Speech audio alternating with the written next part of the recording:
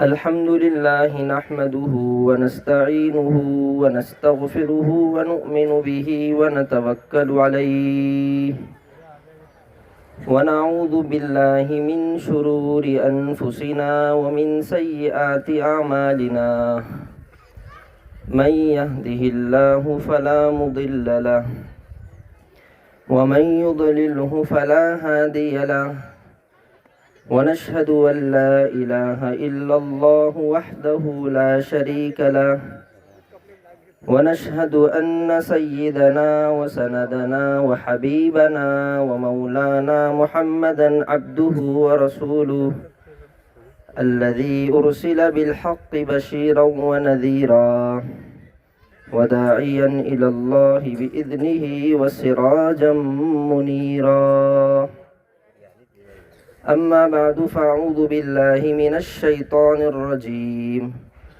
بسم الله الرحمن الرحيم يا أيها الذين آمنوا كتب عليكم الصيام كما كتب على الذين من قبلكم لعلكم تتقون صدق الله العظيم اللهم صل على سيدنا محمد وعلى آل سيدنا محمد وبارك وسلم۔ آج عید الفطر کے موقع پر ہم ایک دوسرے کو مبارکبادی پیش کرتے ہیں۔ تقبل اللہ منا ومنکم صالح الاعمال۔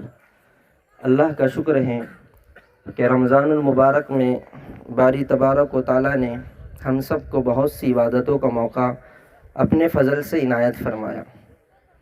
بہت سے ہمارے وہ نوجوان، وہ بزرگ جنہوں نے پورے رمضان کے مکمل روزے رکھے، تراویح کا اہتمام کیا اور صدقات، خیرات، اپنی زکوٰۃ کو نکالنے کی فکر کی، مدارس کا تعاون کیا، ایسے ہی غریبوں، مسکینوں، محتاجوں کے ساتھ ہمدردی کا اظہار کیا، تو یہ سب اللہ کے دربار میں قبول ہو جائے، یہ بڑی بات ہے۔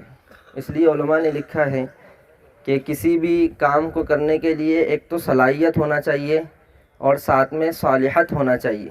صلاحیت یعنی کام کو کرنے کی استعداد، طاقت، اور اس کے اندر نیک نیت ہونا چاہیے، نیکی کا جذبہ ہونا چاہیے، اور ایک تو کام کو کرنے کے لیے قابلیت ہونا چاہیے، یعنی آدمی اس قابل ہے کہ اس کام کو کر سکتا ہے۔ ہر ایک کی قابلیت الگ الگ ہے۔ جیسے امام صاحب ہیں، ان کی قابلیت نماز پڑھانے کی ہے، بیان کرنے کی ہے، لوگوں کو جوڑنے کی ہے۔ آپ میں سے کئی نوجوان ایسے ہیں، ہر ایک کی قابلیتیں الگ الگ ہے۔ کوئی ڈاکٹر کی فیلڈ میں ہے، کوئی انجینئرنگ کی فیلڈ میں ہے، کوئی کھیتی باڑی کی فیلڈ میں ہے۔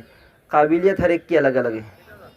ایسے ہی ماشاءاللہ اللہ تعالیٰ نے ہم سب کو اس قابل بنایا ہے کہ ہم اللہ کی عبادتیں انجام دیں، اللہ کی عبادتوں کو اخلاص اور استقامت کے ساتھ انجام دیں۔ ہمارے اندر، ہر ایک کے اندر قابلیت تھی، اس لیے ہم میں سے ہر بالغ مسلمان، عاقل، مرد، عورت جو ہے تو روزے کا مکلف تھا، جو صاحب نصاب تھا وہ زکوٰۃ کا مکلف تھا۔ ایسے ہی نماز کے ہم سب مکلف ہیں اور تھے۔ اب ہمیں آج اس عید کی خوشی کے موقع پر اپنے زندگی کا ایک جائزہ لینا ہے کہ اللہ تعالیٰ نے آج اس موقع پر ہم کو کیوں جمع کیا ہے، آج یہ مسلمانوں کا اجتماع یہاں کیوں رکھا گیا ہے۔ سال میں 2 مرتبہ مسلمانوں کے 2 تہوار ہیں، ایک بات ذہن میں رکھیں، کتنے؟ 2 تہوار ہیں ہمارے۔ ایک عید الفطر کا موقع ہوتا ہے جو رمضان المبارک کے گزرنے کے بعد ہم جو ہے تو ادا کرتے ہیں، اور دوسرا تہوار عید الاضحیٰ کا ہے۔ اس موقع پر قربانی جو ہے تو ہم پر واجب کی گئی۔ یہ 2 تہوار مسلمانوں کے خوشی کے ہیں۔ عید کا معنی کیا ہے؟ عید کا معنی لغت میں خوشی کے آتے ہیں، عید کا معنی خوشی کا آتا ہے، اس لیے یہ خوشی کا موقع ہے۔ اب اس موقع پر ہمیں عیدگاہ جمع کیوں کیا گیا؟ علماء نے لکھا ہے کہ ہر طاقتور آدمی کو، جو بیمار نہ ہو، بزرگ نہ ہو، ہر ایسے نوجوان آدمی کو چاہیے کہ وہ عیدگاہ پر عید کی نماز ادا کریں۔ بہت سے لوگ غفلت کے مارے، بہت سی مرتبہ لیٹ نیند میں سے اٹھنے کی وجہ سے کہیے، یا ان کو 2 قدم یہاں چلنا مشکل ہوتا ہو، یہاں آنا، اس وجہ سے جو ہے تو گاؤں میں ہی نماز پڑھ لیتے۔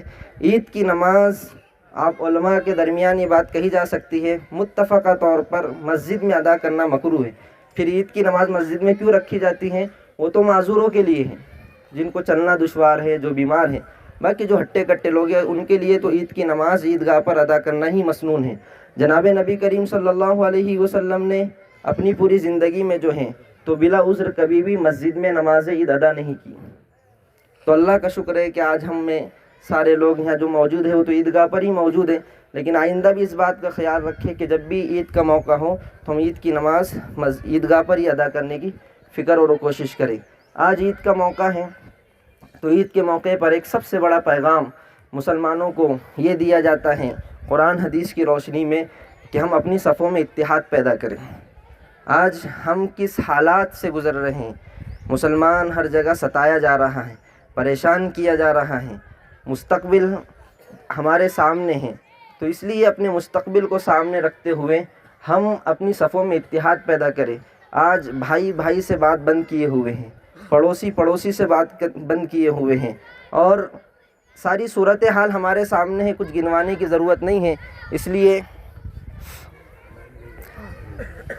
اس لیے ہمارے لیے یہ سب سے بڑا موقع ہے کہ آج عید کے اس مبارک موقع پر ہم آپسی رنجشیں دور کریں، آپسی اختلافات کو ختم کریں، ہمارے اندر ایک دوسرے سے محبت ہو۔ حدیث شریف میں یہ بھی ذکر کیا گیا ہے کہ اللہ تعالیٰ رمضان المبارک میں سارے لوگوں کی مغفرت فرماتے ہیں، لیکن خاص طور پر 4 لوگوں کی مغفرت نہیں فرماتے۔ ان میں سے ایک شراب کا عادی ہیں، جو آدمی شراب کا پینے والا ہے اس کی بھی مغفرت نہیں ہوتی، یہ ذکر کیا۔ آخر میں یہ بھی ذکر کیا کہ جو رشتے توڑنے والا ہے، قطع تعلق کرنے والا ہے، آپس میں دشمنیاں لگانے والا ہے، تو ایسے آدمی کی بھی مغفرت رمضان المبارک میں نہیں ہوتی۔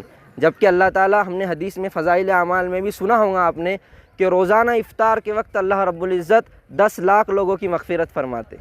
کتنے؟ 10 لاکھ، کوئی معمولی نہیں ہے۔ 10 لاکھ روزانہ لوگوں کی مغفرت فرماتے ہیں، اور جب عید الفطر کا دن ہوتا ہے تو اس سے پہلے اللہ رب العزت جتنے اب تک لوگوں کی مغفرت فرمائی ہے اس ایک دن میں اتنے لوگوں کی مغفرت فرماتے ہیں، لیکن 4 لوگ محروم ہوتے ہیں، ایک شراب کا عادی۔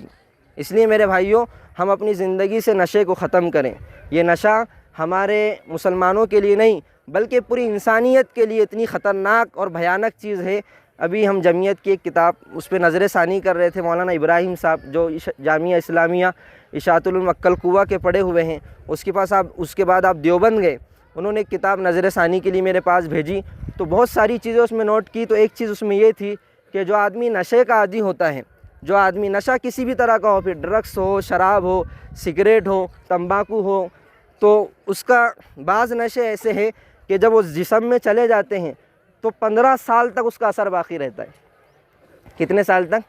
15 سال تک۔ آج کتنے لوگ کینسر کا شکار ہو رہے ہیں، تو بہت بڑی وجہ یہ ہے کہ آپ پوڑی کھانے والے بھی، تمباکو کھانے والے بھی، وہ غور کیجئے کہ جب پوڑی لینے کے لیے جاتے ہیں تو وہ پوڑی والے، کمپنی والے نے خود پہلے سے الرٹ کر دیا ہم کو کہ دیکھو اس میں کینسر ہے کہ نہیں، فوٹو اس طرح کا فوٹو ہوتا کہ نہیں ہوتا۔ وہ گویا کہ اپنی ذمہ داری سے بری ہیں، ان کو اجازتیں دی گئی ہیں، وہ بنا رہے ہیں، بیچ رہے ہیں، لیکن اللہ نے ہم کو بھی تو عقل سلیم دیا ہے۔ اس لیے اپنے آپ کو نشے سے بچائیں میرے بھائیوں۔ اس وقت نشے کی وجہ سے ہزاروں گھر، ہزاروں عورتیں بیوہ ہو رہی ہیں، ہزاروں بچے یتیم ہو رہے ہیں، یہ صرف اس وجہ سے۔ دیکھو، ایک تو موت قدرتی موت ہوتی ہے، ایک موت تو کیسی ہوتی ہے؟ قدرتی اتفاقی موت جو طے شدہ ہے، لیکن ایک آدمی شراب پی پی کر، ایک آدمی نشہ کر کر، ایک آدمی ڈرگس لے کر اپنے آپ کو ہلاکت تک پہنچائے تو کل قیامت کے دن یہ خودکشی کرنے والوں میں شمار ہوگا۔ اس لیے بہت ضروری ہے کہ ہم اپنے آپ کو نشے سے بچائیں۔ دوسری چیز، ہماری اپنی برادری میں یہ بہت محسوس کی جا رہی ہے، جگہ جگہ پر مسلمانوں میں اتحاد نہیں بچا۔ ہم رشتے توڑنے کی بات کرتے ہیں، تعلقات ختم کرنے کی بات کرتے ہیں، ایک برادری دوسری برادری کو اگنور کرتی ہیں۔ میرے بھائیوں، ہم سب سے بڑا آج کا پیغام یہ ہے کہ اپنی صفوں میں اتحاد پیدا کریں، ایک دوسرے سے محبت کریں، وہ کسی بھی برادری کا ہوں۔ اللہ تعالیٰ نے جو قبیلے اور کنبے بنائے ہیں یہ آپس کے تعارف کے لیے ہیں، نہ کہ ایک دوسرے پہ فخر کرنے کے لیے کہ یہ فلاں قبیلے کا ہے تو یہ بڑا ہو گیا، یہ فلاں قبیلے کا ہے تو یہ بڑا ہو گیا اور یہ چھوٹا ہو گیا۔ نہیں، ایسا نہیں ہے۔ اللہ تعالیٰ نے پہچان کے لیے بنائے، بس اس لیے نہیں کہ تم اپنے قبیلے پر فخر جتاؤ، نہیں، جو فخر جتائیں گے وہ پکڑا جائے گا۔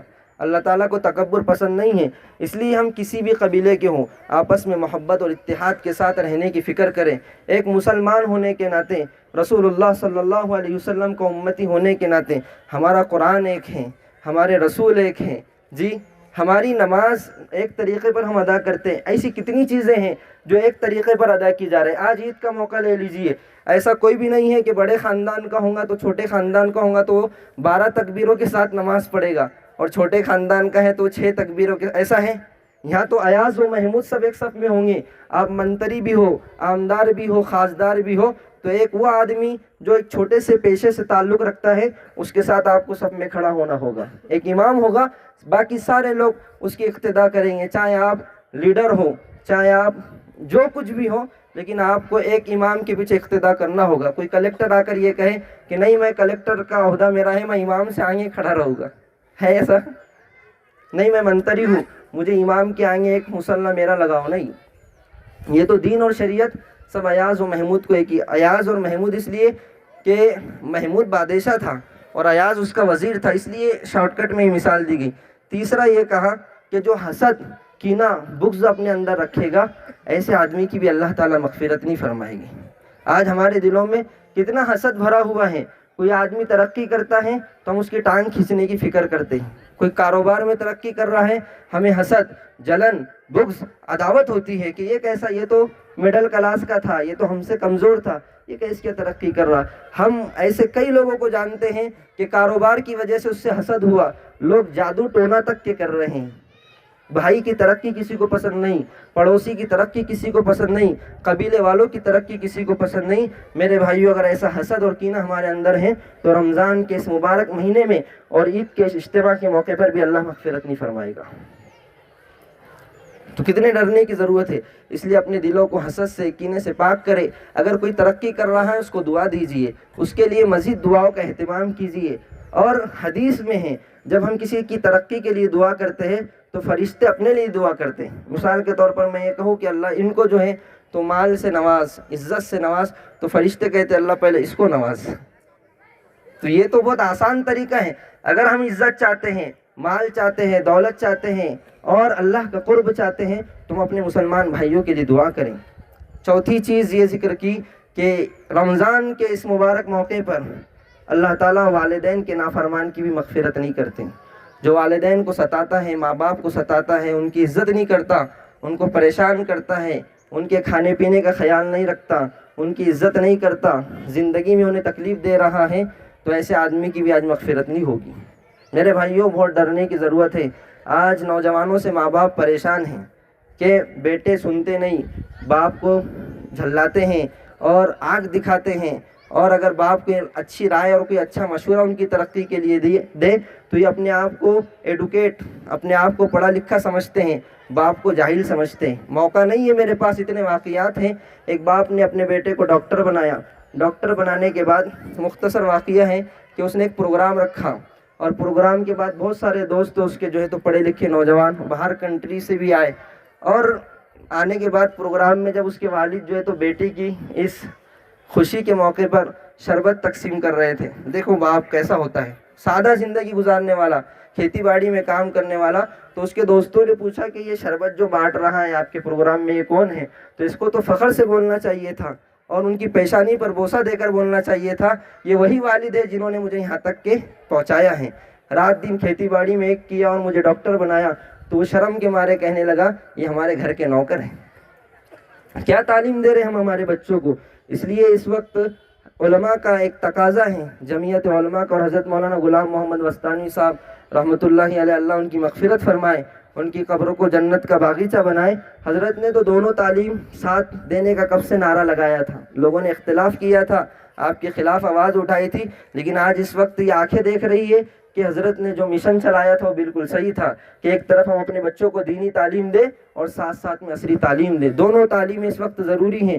حضرت مولانا محمود مدنی جو جمعیت العلماء کے صدر ہیں، وہ فرماتے ہیں کہ ایک مسلمان کے ہاتھ میں ایک طرف دینی ڈگری ہونا چاہیے، قرآن کا علم ہونا چاہیے، تو دوسری طرف اس کے پاس ایک اچھی ڈگری بھی ہونا چاہیے۔ ایک طرف ہمارا مسلمان ڈاکٹر ہو، پڑھا لکھا ہو۔ تو میرے بھائیوں، ہم اپنے بچوں کو دونوں تعلیم دیں، اپنے مکاتب کو پورے گاؤں میں منظم کریں۔ ہمارے مکاتب جتنے منظم ہوں گے، ہمارے مدارس جتنے مدارس تو ماشاءاللہ محنت کر ہی رہے، یہ مدارس کی برکت ہے کہ ہم آپ کے سامنے کچھ بول لیتے ہیں، کچھ پڑھا لیتے ہیں، کچھ دین کی بات آپ کو بتاتے ہیں۔ مدارس تو اپنے لیول پر بہت اونچے پیمانے پر محنت کر رہے ہیں، لیکن اس وقت پورے ذمہ داران سے، خاص طور پر مسجدوں کے ذمہ داروں سے میں یہ درخواست کروں گا پوری علماء برادری کی طرف سے کہ اپنا مکتب کو منظم کریں۔ ارتداد ہماری آنکھوں کے سامنے ہے، مستقبل ہمارا ڈرانے کے لیے نہیں کہہ رہے، لیکن کئی بچے مرتد ہو رہے ہیں، کئی بچے جو ہے تو ارتداد کا شکار ہو رہے ہیں، اور یہ ارتداد پہنچتے پہنچتے ہمارے گھروں تک، ہماری چوکھٹوں تک اب پہنچنے لگا ہے۔ اس لیے اپنے بچوں کو منظم مکاتب یہ ہم سب مل کر ہماری فکروں پر، اب دیکھیے پہلا زمانہ نہیں رہا کہ بچوں کو فری میں پڑھائیں گے، بچوں کو جو ہے تو دل میں آیا تو بھیجیں گے، نہیں بھیجیں گے۔ منظم مکاتب تیار کیجئے، اس کو یہ فیس کے ذریعے باقاعدہ مہینے کے 150-200 روپے اپنے بچوں کی فیس دیجئے، اپنے بچوں کی تعلیم کا جائزہ لیجئے۔ یہ سب ہوگا انشاءاللہ تو پورے گاؤں میں مکتب بھی منظم ہوگا، ہمارے گھر میں قرآن کی تعلیم اچھی ہوگی، دینیات کی تعلیم اچھی ہوگی، یہ ساری چیزیں ہوگی تو انشاءاللہ گاؤں میں ایک ماحول بنے گا دینداری کا۔ ہمیں چاہیے کہ اس موقع پر یہ 4 چیزوں سے خاص طور پر کیا کریں، ہم توبہ کریں۔ اگر والدین کی نافرمانی کی ہو، آج ہی توبہ کریں۔ حسد، کینہ، بغض ہمارے اندر ہیں، آج ہی دل صاف کرے، عید کی نماز کے بعد سب سے ملے۔ ہم جو ہے تو ملنے میں بھی جو ہے تو یہ میرے مخالف جاتا، یہ میرے خلاف رہتا، یہ میرے پیچھے باتیں کرتا، آج سارے جو ہے تو ہم اختلاف کو ختم کریں، ہنسی خوشی سے جو ہے تو ملنے کا اہتمام کریں۔ اگر ہم نے نشہ کیا ہو تو آج ہی نشے سے پکی توبہ کریں۔ یہ موقع ہے میرے بھائیو آج توبہ کا۔ اللہ تعالیٰ آج تو بندوں کی طرف متوجہ ہیں، اے میرے بندے مانگ، تو کیا مانگتا ہے، میں تیری ساری حاجتوں کو پورا کروں گا۔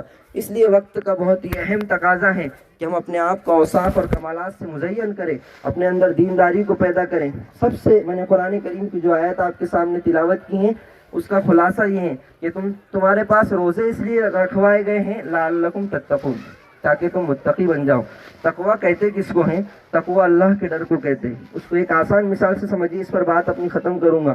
ایک آدمی ہے، کمرے میں اکیلا ہے، کوئی دیکھنے والا نہیں ہے، موبائل ہے، اس میں نیٹ بھی فل ہے، 5G کا موبائل گویا کہ وہ استعمال کر رہا ہے۔ دل و دماغ میں یہ خیال آیا کہ موبائل میں کوئی گندا گانا سننا چاہیے، گندی فلم دیکھنا چاہیے، لیکن اس کو فوراً یاد آ گیا نہیں میرا اللہ مجھ کو دیکھ رہا ہے، سمجھو تقویٰ حاصل ہے۔ وہ صرف یہ سوچ سے رک گیا اللہ مجھے دیکھ رہا ہے۔ تجارت کر رہے، دھوکہ دینے کا موقع ہے کہ ہم دھوکہ دے سکتے ہیں، دھوکہ دے کے پیسے کما سکتے ہیں، فوراً ذہن میں آ جائے اللہ مجھے دیکھ رہا ہے۔ یہ جیسے ہم رمضان المبارک کا موقع ہو، فریج میں ٹھنڈا شربت رکھا ہو، ٹھنڈا پانی رکھا ہو، آدمی کتنا بھی بڑھ ہو اپنی زبان میں، اگر کوئی دیکھنے والا نہ ہو تو کیا وہ پانی پی لیتا ہے اس کو روزہ لگ جائے تو؟ یہی تقویٰ ہے، یہی اللہ سے ڈر ہے۔ ایسے ہی صرف روزے کے معاملے میں نہیں، ہر معاملے میں نماز ہماری نہیں چھوٹنا چاہیے، تلاوت کا اہتمام ہونا چاہیے، غریبوں کے ساتھ ہمدردی ہونا چاہیے۔ آج کا یہ موقع ہے کہ عید الفطر کے دن اللہ رب العزت والجلال نے جناب نبی کریم صلی اللہ علیہ وسلم کے واسطے سے ہمیں بہت ساری چیزیں سکھائی ہیں۔ اس میں سے ایک چیز یہ کہ عید کے دن صدقۃ الفطر ادا کرنا صاحب نصاب لوگوں پر واجب ہے۔ کیوں؟ تاکہ وہ بھی ہماری خوشیوں میں شریک ہوں۔ کتنے لوگوں نے، میں تو ہاتھ نہیں اٹھاؤں گا، کتنے لوگوں نے صدقۃ الفطر ادا کیا ہے؟ ہمیں تو اس کی اہمیت معلوم ہی نہیں، اللہ ماشاء اللہ چند لوگوں نے ادا کیا ہوگا۔ صدقۃ الفطر اس لیے عید کے دن خاص طور پر ادا کرنا ضروری ہے کہ رمضان میں ہم نے جو عبادتیں کی ہیں، روزہ رکھا ہے، اس میں کوئی کوتاہی ہوئی ہو تو اللہ تعالیٰ اس کو کیا کرے، کمی کوتاہی کو معاف کرے۔ اس لیے اگر ابھی بھی کسی نے صدقۃ الفطر ادا نہ کیا ہو، ان کو چاہیے کہ وہ آج ہی ادا کر دے، ادا ہو جائے گا، آج ہی ادا کریں۔ اب اس کو میں کیا ادا کرنا ہے؟ تو گیہوں کے اعتبار سے 1.25 کلو گیہوں یا اس کی قیمت آج کے حساب سے 2 کلو احتیاطاً کہہ دیتے ہیں تو 60-70 روپے ہم گیہوں کے دے دیں۔ جو صاحب استعداد لوگ ہیں ان کے لیے ایک سا کا مطلب 3.5 کلو کھجور یا 3.5 کلو کشمش یا 3.5 کلو جو یا اس کی قیمت۔ اب مارکیٹ میں دیکھ لے، جو عام طور پر 230 روپے جو کے 3.5 کلو کے بنتے ہیں ایک آدمی کی طرف سے۔ کھجور اگر 200 روپے کلو والی لی جائے تو 700 روپے بنتے ہیں، اور ایسے ہی کشمش اگر لی جائے تو 1750 روپے ایک آدمی کی طرف سے بنتے ہیں۔ ہماری استعداد ہے، ہم نے ہماری مسجد عائشہ میں نے آپ کو پچھلے سال بھی بتایا تھا، اعلان کیا، 70,000 روپے جمع ہوئے صرف صدقۃ الفطر۔ کتنے؟ وہ سارے 70,000 روپے جو ہے تو غریبوں میں تقسیم ہو گئے، سارے لوگ عید کی خوشیوں میں ہمارے ساتھ شریک ہو گئے۔ تو یہ پلاننگ سے نوجوانوں کو چاہیے کہ اپنے ائمہ علماء کی نگرانی میں ایسے کام انجام دینا چاہیے۔ اللہ تعالی ہمارے اس اجتماع کو قبول فرمائے۔ اب چونکہ عید کا موقع ہوتا ہے، سال میں 2 مرتبہ ہم عید کی نماز ادا کرتے ہیں، تو طریقہ بعض مرتبہ ذہن سے نکل جاتا ہے۔ تو سب سے پہلے سب متوجہ ہو جائے ادھر، نیت ہم کو یہ کرنا ہے کہ میں 2 رکعت عید الفطر ادا کرتا ہوں واسطے اللہ کے، رخ میرا کعبہ شریف کی طرف، 6 زائد تکبیروں کے ساتھ واسطے اللہ کے، رخ میرا کعبہ شریف کی طرف اللہ اکبر بول کر ہاتھ باندھ لینا ہے، ٹھیک ہے۔ اس کے بعد ثنا پڑھیں گے، اللہ اکبر بول کر ہاتھ باندھنا ہے، امام صاحب بھی اور ہم سب ثنا پڑھیں گے۔ اس کے بعد 3 تکبیر ہوگی، پہلی تکبیر اللہ اکبر بول کر ہاتھ چھوڑ دینا ہے، دوسری تکبیر اللہ اکبر کہہ کر ہاتھ چھوڑ دینا ہے، تیسری تکبیر اللہ اکبر کہہ کر ہاتھ باندھ لینا ہے، پھر قرات ہوگی اور ایسی پہلی رکعت مکمل کی جائے گی۔ پھر دوسری رکعت کے لیے امام صاحب کھڑے ہوں گے، قرات ہوگی اور رکوع سے پہلے 3 زائد تکبیریں ہوگی، پہلی تکبیر کہہ کر ہاتھ چھوڑ دینا ہے، دوسری تکبیر کہہ کر بھی ہاتھ چھوڑ دینا ہے، تیسری تکبیر کہنے کے بعد بھی ہاتھ چھوڑ دینا ہے، پھر رکوع کی تکبیر ہوگی، سب رکوع میں جائے گی اور اسی طریقے سے بقیہ نماز مکمل ہوگی۔ ایک بار پھر سن لیجیے، میں نیت کرتا ہوں 2 رکعت عید الفطر کی 6 زائد تکبیروں کے ساتھ واسطے اللہ کے، رخ میرا کعبہ شریف کی طرف ہے، اللہ اکبر کہہ کر ہاتھ باندھنا ہے، پھر ثنا پڑھیں گے۔ اس کے بعد 3 زائد تکبیر ہوگی، پہلی تکبیر اللہ اکبر کہہ کر ہاتھ چھوڑنا ہے، دوسری تکبیر اللہ اکبر کہہ کر ہاتھ چھوڑنا ہے اور تیسری تکبیر کہہ کر ہاتھ باندھ لینا ہے۔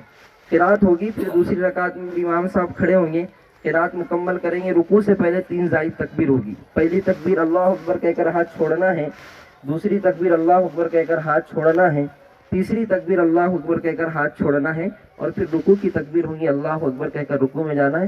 اسی طرح انشاءاللہ بقیہ امور انجام دیے جائیں گے۔